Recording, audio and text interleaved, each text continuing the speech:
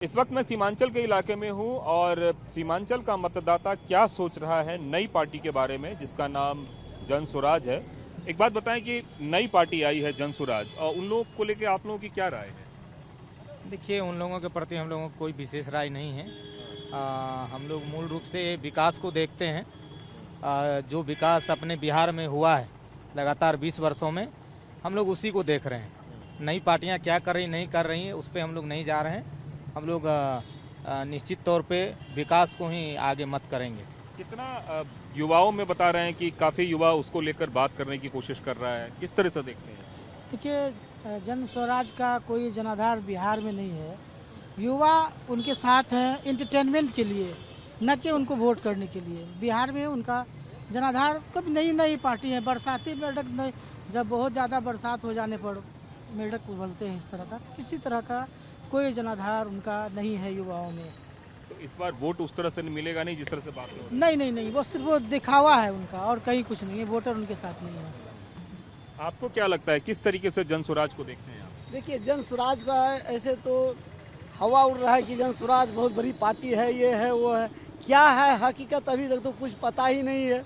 जो हम लोगों को पहले से करते हुए आ रहा है उसको तो हम लोग जान भी रहे हैं, पहचान भी रहे हैं और उनका कार्य को भी देख रहे हैं। लेकिन इसके बारे में सिर्फ ये जान है जन स्वराज क्या है, अभी तक इसकी फुल जानकारी किन्हीं के पास नहीं है। सही तो मतलब एज ए वोटर आपके लिए एकदम नई पार्टी है? हाँ, बिल्कुल नई पार्टी है। और जिस तरह की बातें कर रहे हैं वो बातें आप लोगों को समझ में आ रही है? जो तरह से बात उन्होंने कर रही है ये बात समझ में नहीं है, तो समझिए एक तरह का हवा की बात है। जो वर्तमान में कर रहा है उस चीज़ को हम लोग देख रहे हैं और जो बोल रहा है बोलने से क्या हो जाता है, ऐसा कोई चीज़ नहीं होता है। एक तरीके से बिहार का केजरीवाल बनने की कोशिश तो नहीं कर रहे हैं कहीं प्रशांत किशोर? देखिए, ये तो जनता ही बताएगी और समय पे इसका निश्चित रूप से जवाब जनता देगी। किस तरीके से देखते हैं पॉलिटिकली आप उसको? जिस तरह से अरविंद केजरीवाल ने दिल्ली में एक माहौल बनाया, क्या वही माहौल बनाने की कोशिश है प्रशांत किशोर के द्वारा बिहार में? देखिए, प्रशांत किशोर जी बहुत ज़्यादा परेशान हैं अपने चुनाव को लेकर, लेकिन वो अपने आप को प्रेजेंट करना चाह रहे हैं अरविंद केजरीवाल जी के तरह, लेकिन ऐसा कहीं नहीं है, कुछ नहीं है। कई सारी पार्टियों के बीच जन स्वराज भी इस बार अपनी उपस्थिति दर्ज करा रही है। बुजुर्गों से और लोगों से जानने की कोशिश करते हैं। एक बात बताएं कि वैसे तो आप लोगों ने कई सारी पार्टियों को देखा है, इस बार एक नई पार्टी ने अपनी उपस्थिति दर्ज कराई है। किस तरीके से देखते हैं आप लोग जन स्वराज को? नया होना चाहिए, नया होना चाहिए। इस गन्ना का काम सही होना चाहिए। पुराने लोग जो है MIM वगैरह ये सब कुछ किया नहीं? नहीं, कुछ भी नहीं किया। कहाँ कुछ किया है? खाली बकवास करता है, क्या करता है, कुछ भी नहीं किया। जिस तरह के दावे वगैरह हैं वो सब कुछ नहीं करता पुरानी पार्टी से? ऐसा कुछ नहीं है। मतलब क्या है कि नई पार्टी होने से काम भी अच्छा होगा और हम लोग भी चाहते हैं कि काम अच्छा हो और नई पार्टी अच्छा है। इंसान का जो परेशानी है वो समझे, काम भला हो उसका, बस इतना अच्छा होगा। आप लोगों की जो रोजमर्रा के काम वाम है उसमें परेशानी अभी तक दूर नहीं हो पा रही? ना, कुछ भी नहीं हो रहा। दूर कुछ भी नहीं हो रहा है अभी। सब ऐसे ही है? सब ऐसे ही पड़ा हुआ है। और जो पार्टी वार्टी के लोग सब आ रहे हैं वो सब सिर्फ नाम के चाह रहे हैं? बस नाम का, खाली वोट टाइम आता है, बस वोट मांग के बस वोट ले लेता है, कोई काम भी नहीं होता है।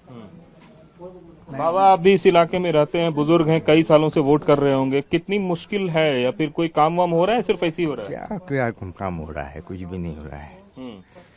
बस इलेक्शन के टाइम में वादा कर लेता है, देता कुछ भी नहीं। बस यही है, सिर्फ नेता वादा करने के लिए आ रहे हैं? सिर्फ वादा करने। ये MIM वगैरह सब जीत वगैरह के गए हैं, कभी कुछ किया नहीं इन लोगों ने? MIM तो यहाँ से जीता नहीं है अपना सीट से, कांग्रेस ही जीता था। उन्होंने भी कुछ नहीं किया? नहीं किया कुछ। आप भी बाबा इस इलाके में हैं, कितनी जो है आम जिंदगी में क्या परेशानी है? वैसे परेशानी क्या है? पब्लिक को, किसानों को तो हर चीज का परेशानी है। कोई भी नेता आता है जीत के भाग जाता है, क्या करता है? कुछ नहीं करता है। मतलब आप लोगों की जो रोजमर्रा की परेशानियां हैं उस पर कहीं कोई ध्यान नहीं? नहीं, रोजगार कहाँ है? लड़का तो भटकते फिरता है दिल्ली में, बम्बई में, कहीं भी। कहाँ अच्छे नौकरी नहीं मिलता है, कहीं नहीं मिलता है। और भी जो स्थानीय पार्टियां हैं उन लोगों का क्या हिसाब किताब है? उन लोगों का अलग अलग हिसाब है, क्या करता है नहीं करता। हम लोग तो कांग्रेस को वोट दे के आए हैं, कांग्रेस को ही चाहते हैं, नया पार्टी। लेकिन अभी तक कुछ हुआ नहीं। नहीं, अभी नहीं। कांग्रेस जीतेगा तो तभी ना होगा। ये बीजेपी सरकार क्या किया? कुछ नहीं किया, ये सब जुमलेबाजी किया। MIM वगैरह भी इस इलाके में उन्होंने कुछ किया क्या आप लोगों के लिए? नहीं, मैम तो कहाँ, थोड़ा बहुत किया था बीच में, फिर तो दूसरा पार्टी बीजेपी जीत गया, कुछ नहीं किया। अच्छा, इसी इलाके में हैं आप लोग। कितनी समस्याएं हैं अगर आम लोगों की बात करें तो? समस्या पैर से लेके सर तक समस्या ही समस्या है। यहाँ पे पब्लिकों के लिए, किसानों के लिए, मजदूरों के लिए आज तक आज़ादी की बाद से कोई भी पार्टी यहाँ पे क्या क्या है ये बात बता दीजिए। अभी नीतीश बाबू पहले 10 साल काम किए थे, अभी तो वो इधर से पलट के उधर, उधर से पलट के इधर, इसी में ही बिजी हैं। लेकिन पब्लिक के समस्या के लिए कुछ नहीं है। अभी सूखा पड़ा है, लोगों को धान रोपने का टाइम है, कोई व्यवस्था है? कोई व्यवस्था नहीं है। इसके लिए कोई हमारे विधायक, हमारे MP कोई भी बात करने को तैयार नहीं है। हमारे जो खेती जो मार जाते हैं ना, उसके लिए कोई हमारे पास कोई फैसिलिटी नहीं है। नई पार्टी आ रही है, क्या उम्मीद लग रहा है आप लोगों को कुछ होगा? उम्मीद जो नई पार्टी जन स्वराज है, प्रशांत जी की पार्टी है, इन्होंने जो 5 वादा किया है, इस 5 वादों को देख करके लग रहा है कि अगर 50% भी काम होगा तो हम लोगों की लाइफ बदल जाएगी, किसानों की लाइफ बदल जाएगी। कितना उम्मीद है नई पार्टी से आप लोगों को? उम्मीद तो नया पार्टी से अभी तक उम्मीद तो नहीं है, और नया पार्टी होने से अच्छा है। हम लोग का काम भी अच्छा होगा, देश भी अच्छा चलेगा। सब दारू उरी सब बंद होना चाहिए। हाँ, अभी भी चल रहा है इलाके में? अभी चल रहा है, नौका छिपा कर। सरकार कुछ नहीं कर पाता है। सरकार कुछ नहीं कर पा रही। नहीं। कई सारी ऐसी समस्याएं हैं जिन समस्याओं को लेकर अभी भी लोग यहाँ पे ग्रसित हैं। परेशानी इस बात की है कि वो समस्याएं जस के तस बनी हुई हैं। कैमरामैन अशोक के साथ और अपने सहयोगी कासिम के साथ कुमार कुंदन, TV9 भारतवर्ष, किशनगंज। बिहार में आने वाले दिनों में विधानसभा चुनाव होने हैं, लेकिन उन चुनाव से पहले इस बार एक नई पार्टी ने दस्तक दी है, वो है जन स्वराज। हालांकि उपचुनाव में उनकी दस्तक दिख चुकी है, लेकिन बड़े पैमाने पर हर सीटों पर चुनाव लड़ने जा रही है। उस पार्टी को लेकर क्या राय रखते हैं? इस वक्त मैं सीमांचल के इलाके में हूँ, किशनगंज में हूँ। जो नई पार्टी जन स्वराज की बात हो रही है, उसको लेकर आप लोगों की क्या राय है? राय यही है कि वो अभी मेहनत कर रहे हैं, आए हैं, लोगों को बता रहे हैं कि हम ये करेंगे, हम वो करेंगे। उनकी बातें अभी सुनने को मिल रही है, जनता को सुना जाए तो उसके बाद देखा जाएगा कि क्या हो रहा है इलेक्शन में। विधानसभा इलेक्शन इतना आसान ही नहीं है, बिहार है। वो किस जगह से आए हैं, क्या कर रहे थे, किसके साथ थे, किनको मार्गदर्शन दे रहे थे पहले, और अभी आए हैं पार्टी बनाने। तो बिहार के लोगों को वो भी लग रहा है कि बेवकूफ़ समझ के रखे हैं, ऐसा लग रहा है। आप किस तरीके से देखते हैं उनकी नई पार्टी को? नई पार्टी को देखिए, अभी जमने में टाइम लगेगा, अभी तो आई है, अभी समय लगेगा उसको, अभी समय लगेगा। जो प्रशांत किशोर का दावा है, और उन वादों पे आप लोग कितना यकीन करते हैं? कथनी और करनी में जमीन आसमान का अंतर है।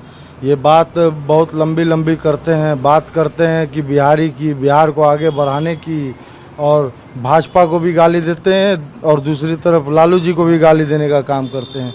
लेकिन वही जो बिगड़ा बोलता है मनीष कश्यप सीमांचल में, जिस तरह से उसने आरोप लगाने का काम किया, जो यूट्यूबर है, जो जेल में भी रहा है, आज वो प्रशांत किशोर के गिरोह में मैं बोलता हूँ शामिल हो चुका है। प्रशांत किशोर कोई पार्टी नहीं चला रहे हैं, प्राइवेट लिमिटेड कंपनी है, कोई आस्थावान वर्कर नहीं है, पार्टी का कोई आइडियोलॉजी नहीं है। लोग पैसा देते हैं, पूरे जिले भर के अंदर पूरा बिहार आप घूमने का काम कीजिए, एक पीला रंग का गाड़ी घूमता दिखेगा हर जिले में आपको, और उसका पेड वर्कर है। कहीं ना कहीं भाजपा का ये मुखौटा है। भाजपा रावण स्वरूप है, दशानंद है। भाजपा अकेले चुनाव नहीं लड़ती है। एक लोग हमारे बीच सीमांचल में आते हैं क़यादत की बात करने, मैं नाम लेना नहीं चाहूँगा, वैसे लोग भी है। तो इस तरह के लोग को भाजपा खड़ा करने का काम करती है, और कहीं ना कहीं जो सेकुलर वोट है, जो सेकुलर माइंडसेट के लोग हैं, उनके वोट में बिखराव चाहती है। इसी मानसिकता के साथ किस तरीके से आप लोग देखते हैं? वो तो युवाओं की बात करते हैं, वो रोजगार की बात कर रहे हैं, वो पलायन रोकने की बात कर रहे हैं। मैं एक ही बात कहना चाहूँगा प्रशांत किशोर जी से कि इससे पहले आप कर क्या रहे थे सर? आपको जब इतना बिहार का ख्याल था तो पहले एक बार आपने चुनाव लड़ के देखते, चुनाव लड़ते, उसके बाद बताते कि बिहार का क्या हाल है। कभी तो आप विधानसभा में जाके नहीं बैठे कि विधानसभा में क्या हो रहा है। जो आप मीडिया के माध्यम से सुन रहे हैं उसी को लेकर के हल्ला कर रहे हैं ना। अब ये कुछ नहीं होने वाला है, बिहार के लिए कुछ नहीं, ये सब सिर्फ बीजेपी का पूरा एजेंडा है और बीजेपी के लिए काम ही कर रहा है वो लोग बस। आप बुजुर्ग हैं, कई मतदान में आप लोगों ने हिस्सा लिया होगा। जिस हिसाब से इस बार की रणनीति हो रही है, उसमें जो नई पार्टी की एंट्री हो रही है, उसको किस तरीके से देख रहे हैं? डिवाइड एंड रूल वाली पॉलिसी भाजपा की है और ये सच है कि प्रशांत किशोर जी का या किसी भी पार्टी के नेता का ये एक एजेंडा होता है, गरीबी, भूखमरी, शिक्षा, लेकिन उसके साथ साथ बीजेपी का ये काम हमेशा रहा है, बांटो और राज करो। प्रशांत किशोर जी इसी को अंजाम देने के लिए आ रहे हैं, बांटो और बीजेपी की सरकार बनाओ। उनके जो एजेंडे हैं, 5 एजेंडे हैं, उसमें जनता से जुड़ी बातों को वो रख रहे हैं। आपको लगता है कि ये सारी बातें सिर्फ चुनावी है या फिर कागजी है या फिर जमीन पर भी है? नहीं सर, मुझे तो ये लग रहा है कि ये सारी बातें चुनावी है, क्योंकि अब तक हमने देखा है प्रशांत किशोर जी को, वो छोटी छोटी बातों में जल्दी पैनिक हो जाते हैं, गुस्सा हो जाते हैं, जबकि ऐसा नहीं होना चाहिए।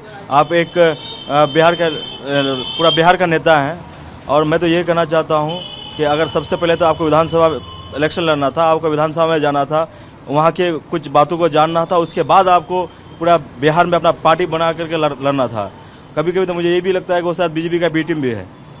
आपको लगता है कि ये कह रहे हैं बीजेपी की बी टीम है वो? हाँ, शायद हो सकता है ये। शायद नहीं, श्योर है ये बीजेपी। आवाम के अंदर धारणा है भाई कि अभी बिहार में 2 ही धुरी की लड़ाई है, या तो हम सरकार में बैठेंगे जो सेकुलर माइंडसेट के लोग हैं। पिछले बार 12,000 की वोट से इंडिया गठबंधन की सरकार बनते बनते रह गई थी और जो यहाँ क़यादत वाले लोग 5 विधायक जीत के आए थे, उन्हीं के वजह से वोट का पोलराइजेशन हुआ।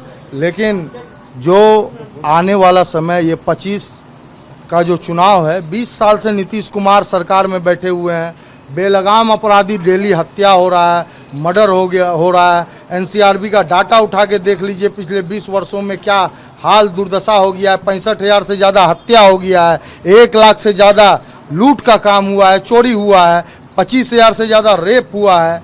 इस तरह की घटनाएं हैं और जंगल राज की बात ये लालू जी पे थोपना चाहते हैं, तो बात समझने की जरूरत है, आवाम जान चुकी है। सर एक बात बताइए, एमआईएम की भी उपस्थिति देखने को मिली थी पिछली बार, सीमांचल ने 4 उनके विधायकों को भी जीत के यहाँ से भेजा था। इस बार उनकी क्या स्थिति आप देख रहे हैं? देखिए, कोई भी सियासी पार्टी अपनी अपनी उम्मीद पे चुनाव लड़ती है। एमआईएम को भी अधिकार है, वो लड़ सकता है, क्यों नहीं लड़ेगा। अब रहा हारने और जीतने की बात, तो जहाँ तक ऐसा मुझे लग रहा है कि इस बार एमआईएम भी वो 4 सीट भी नहीं ले पाएंगे। एमआईएम की उपस्थिति की किस तरह से देख रहे हैं आप? एमआईएम की उपस्थिति पहले बहुत अच्छे थे, बट अभी जो है शायद डगमगा गए हैं। अभी जो है आरजेडी, पूरा किसानगंज आरजेडी में हो चुके हैं, क्योंकि इसमें एक दमदार नेता का एंट्री हो चुकी है जो मास्टर मुझे नाम है। एक बात बताएं कि एमआईएम की भी एंट्री हुई थी थोड़े दिन पहले और उन्होंने अपनी उपस्थिति भी दर्ज कराई विधानसभा में। वो बात अलग है कि उनके अधिकतर विधायक राजद के साथ जुड़ गए, लेकिन इस बार किस तरीके से देख रहे हैं? क्यों जुड़ गए, यही तो सवाल है। वो जो आए थे कि हम क़यादत की बात कर रहे थे, सीमांचल ओवैसी साहब जब आए थे सीमांचल में 2015 में, तो उन्होंने ये कहा था अपने वक्तव्य में कि सीमांचल के लोग पिछड़े हैं, शिक्षा के मामले में, रोजगार के मामले में, चाहे जो भी मामले में हो। लेकिन उनका कहना ये था, तब जब उनके 5 विधायक को यहाँ सीमांचल के लोगों ने जितवाने का काम किया, तो 2 साल तक सुध लेने का भी काम नहीं किया ओवैसी साहब। क्या किशनगंज के लोगों को उन्होंने जो वादा किया था कि हम ओवैसी हॉस्पिटल बना देंगे, लेकिन ओवैसी हॉस्पिटल नहीं बना। आज अगर कम से कम उनको इतना भी करना चाहिए था कि कम से कम 1 क्लास से लेकर 10 क्लास तक का फ्री ऑफ कॉस्ट जो गरीब गुड़वा बच्चे हैं इस सीमांचल के इलाके के, उनको पढ़ने के लिए अगर छोटा सा 10 क्लास तक का भी स्कूल अगर खोल दिए होते, तो उनके बातों को लोग मानते हैं और उन पर यकीन करते हैं। वो भी सिर्फ चुनावी जुमला देकर चले जाते हैं, और उनका यही जुमला के वजह से जो यहाँ के जो जनप्रतिनिधि उनके जीते थे, तो उनको लोगों का सामना करना पड़ता था। वो परेशान होते थे, लोग उनसे सवाल करते थे कि आपके क़यादत वाले ओवैसी साहब कहाँ गए, आपका हॉस्पिटल कहाँ गया, आपके जो लंबे लंबे वादे ओवैसी साहब करके गए कि सीमांचल पिछड़ा है, तो उनको उठाने के लिए, उनके उत्थान के लिए उन्होंने क्या किया। तो वो लोग परेशान होकर लास्ट में देखें कि नहीं भाई, हमको इंडिया गठबंधन का साथ देना है, तेजस्वी यादव जी का साथ देना है, और वो तेजस्वी यादव जी के पास चले। आपको क्या लगता है कि ओवैसी के दावे और वादों में फर्क था? देखिए, ओवैसी का दावे और वादों में ये फर्क हो गया कि मतलब वो जो भी वादे किए थे, ठीक है आपका विधायक चल गया, कोई बात नहीं, लेकिन आपके अपने हिसाब से जो वादा किए थे उसमें तो कुछ ना कुछ तो करना था। कुछ ना कुछ अगर करते तो आज मतलब आपको भी बोलने का रास्ता होता, आपका नेता को भी बोलने का रास्ता होता किसी को। कितना इफेक्ट दिख रहे हैं आप ओवैसी इफेक्ट? देखिए, ये सब कोई इफेक्ट नहीं बताया, शुरू में ही 2 धुरी की लड़ाई है, तीसरा कोई व्यक्ति है ही नहीं मामला। ये समझिए बात अब बिहार के नौजवान, बिहार की महिलाएं, बिहार के युवक, जिस तरह से माताएं बहनें, वो बात अब बिहार की और अपनी करने चाहते हैं। जिस तरह से देखिए इंडिया गठबंधन के हमारे नेता है तेजस्वी यादव जी, उन्होंने वादा करने का काम किया। जिस तरह से 17 महीने का कार्यकाल का लोग आज देखते हैं ना भाई, और जब वो बोलते हैं कि 400 से बढ़ा के 1500 पेंशन कर देंगे, वृद्धा पेंशन, विधवा पेंशन, और इस तरह की बात जब करते हैं तो नीतीश जी आज 20 साल के बाद उनका आंख खुलता है, 400 से 1100 करते हैं। जब वो बोलते हैं कि 200 यूनिट बिजली मुफ्त करेंगे तो वो बोलते हैं 125 यूनिट हम देने का काम करेंगे, घोषणा कर देते हैं। वो बोलते हैं युवा आयोग का गठन करेंगे तो ये युवा आयोग का गठन कर देते हैं। वो बोलते हैं कि 2500 रुपया माँ बहनों के खाते में माई बहन मान्य योजना के तहत सरकार बनेगी तो हम देने का काम करेंगे। तो कहीं ना कहीं चुनाव से पहले आप देखने का काम कीजिए, वो भी देने का ये काम करेंगे। नकलची सरकार है, विजनलेस सरकार है। जो पूरा का पूरा मतलब बात हो रही है, जो पूरी बात हो रही है जनता से जुड़े हुए मुद्दों की, उन मुद्दों की बात में एक जंगल राज का भी बात आता है। तो आपको लगता है कि लोग ऐसे में राजद का दामन थामेंगे? जंगल राज का जहाँ तक सवाल है, हर दौर में था, हर दौर में है। ये दिखाइए पीला गाड़ी, कल ये जा रहा है, कैमरामैन को बोलिए दिखाने। कल की आबादी जनसंख्या जो मुल्क का था और आज बहुत ज़मीन आसमान का फ़र्क है, उस हिसाब से अपराधी भी बढ़ता और घटता रहता है। जहाँ तक सवाल है कि हुकूमत किसकी बनेगी, तो ऐसा मुझे प्रतीत हो रहा है कि इस बार आरजेडी की ही हुकूमत बनेगी। मैं आपको एक किशनगंज की अभी वारदात बताता हूँ। लंबी लंबी वादे किया जाता है कि बिहार में 20 साल से सरकार है। मैं किशनगंज अभी गया, सदर हॉस्पिटल, जो सदर का जो मुख्य है, जो लोग आज जगह जगह से आते हैं सदर हॉस्पिटल किशनगंज में देखने के लिए कि भाई हमारा इलाज हो। यहाँ किशनगंज के सदर हॉस्पिटल में मैं अपने वार्ड से एक पेशेंट को लेके गया जो डिलीवरी पेशेंट थी, उसका सीजर होना है। लेकिन यहाँ सदर हॉस्पिटल में एक ही डॉक्टर जो सर्जन है, वो उनका भी ड्यूटी जो है, आज वो पटना में पता चला कि वो ड्यूटी में है, उनको ड्यूटी में। लेकिन अगर जब अभी गया जब ऑपरेशन करवाने के लिए तो पता चला कि वो पटना में जाकर किसी स्वास्थ्य विभाग के मीटिंग में बैठी हुई हैं। तो किशनगंज के हॉस्पिटल में जो गरीब गुरबा किशनगंज के इलाके के जो लोग जाते हैं, उनका सदर हॉस्पिटल में इलाज नहीं हो रहा। और मंगल पांडे जी लंबी लंबी बातें करते हैं कि हमने ये कर दिया, हमने वो कर दिया। मैं उनसे इस चैनल के माध्यम से कहता हूं कि आप किशनगंज के सदर हॉस्पिटल को आके ध्यान दीजिए। एक सर्जन की जरूरत नहीं है, यहाँ कम से कम 3 सर्जन की जरूरत है। यहाँ महिलाएं परेशान होती है। मैं उसको अभी प्राइवेट हॉस्पिटल में एडमिट करवा के आ रहा हूँ। वो गरीब इंसान कहाँ से 30,000 रुपया में अपना वो इलाज करवाएगा? निश्चित रूप से अलग अलग दावे हैं, अलग अलग वादे हैं। इन सभी के बीच कई सारी पार्टियां हैं और उन पार्टियों के बीच आने वाले समय में विधानसभा चुनाव होना है। कैमरामैन अशोक और अपने सहयोगी कासिम के साथ कुमार कुंदन, TV9 भारतवर्ष, किशनगंज।